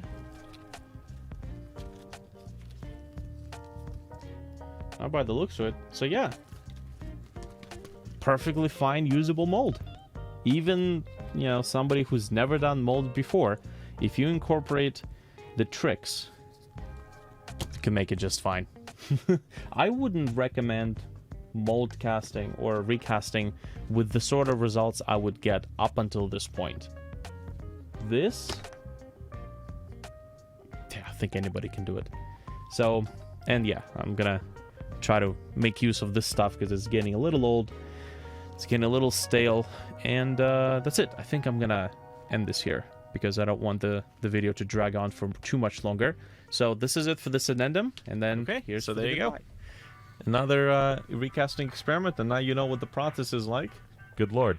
A nice 9-hour process. I mean, to be fair, though. We did it in one day. Yeah. Right? I would usually do, like, the mold in the evening. Yeah, and then let it set overnight. Yeah. Yeah, that's fair. But yeah, And this was again, interesting. it's like, yes, the time. Again, this is like another reason, another perspective of, is this worth your time, right? Just pay the $70 or $30 or $60 for whatever model you want, and then just get the model, right? I do it because it's fun. I know you do it because it's fun. Me looking at this from the standpoint being like, in 4 hours I could get enough money to Yes. or actually no, with exactly these right. Gretchins it's like in 2 hours I could get enough money to just buy another box. 2 hours, right. 5 boxes. Well, I mean, after the initial mold is done, then it's just pouring. That's true. So it's like, what, 15, 20 You make minutes? your money back after like 20 pours. Yeah. I mean, if you were to like Yeah, pirate this and sell this, which is what... Shh, we don't sell. No. We're not saying shh because we do. We're saying shh because we don't. Yes. Saying shh, don't say that because I mean, you're encouraging okay, piracy okay. of At selling it. At the same time, do you think people are stupid when they will look at this fucking sprue and be like, what are all Damn, do you these want to buy that? what are all these extra vents that aren't present on the official? Why does this Why look does this like... look like toothpicks? Who the fuck put toothpicks in here? No, And no. there's absolutely no way, as far as I know, to create like a perfect recast No. without doing The fucking machines and everything. Yeah. Oh, yeah. Okay. Without having the proper template. But no, this was an interesting experience and a neat thing to try. So thank you for having me on your channel and you know, coming and ending up here. Perfect. All right. So thanks everybody for watching. Check out our other content on retroactivegamers.com, including the merchandise and minigames. That's right. And check out Artag Rise on Steam, our very own video game. We'll see you in the next episode. And until then, this is Retroactive Gamers. Signing off.